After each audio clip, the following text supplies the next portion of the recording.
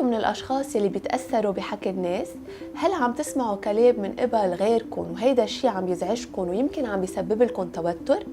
أهم سبب بيخليكم تتأثروا بكلام الناس هو قلة ثقتكم بذاتكم.